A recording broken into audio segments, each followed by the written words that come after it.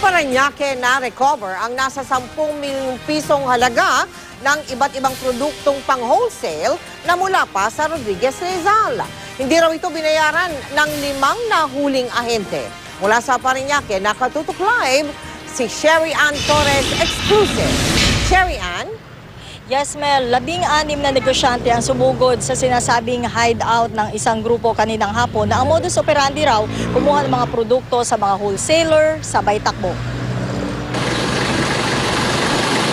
Sa bahay na ito sa Parañaque City, kita na agad sa bintana at garahe ang kahon-kahong produkto ng plastic bag, energy drink, pansit, pintuan, coffee at soft ice cream maker at iba pa na nakaimbak. Dito raw nangupahan ang 5 ahente na nakatransaksyon ng mga wholesaler sa Rodriguez Rizal. Sabi ni Senior Inspector Mark Garcia, bulto-bulto itong kinuha ng mga suspect.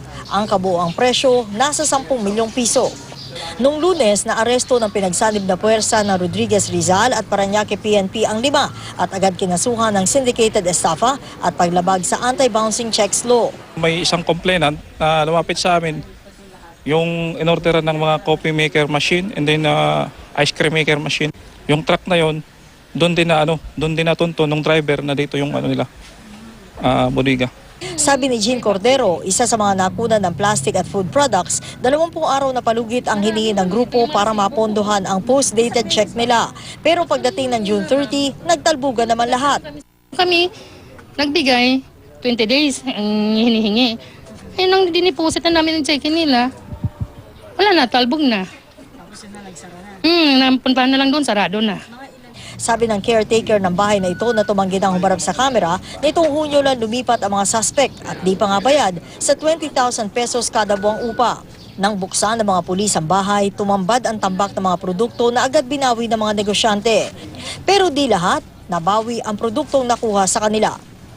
Ilang nakausap namin, 2 na lang sa 5 naibentang coffee vending machine na 12,000 isa ang nabawi.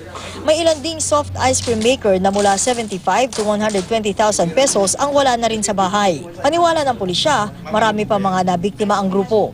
Antipolo, Cainta, Rodriguez at Upper Quezon City daw kasi ang nalaman nila mga lugar na tinatrabaho ng grupo.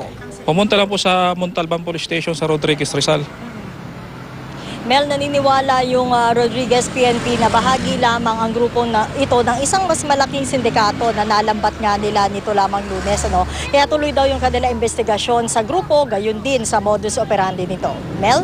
Maraming salamat sa iyo, Sherry Ann Torres.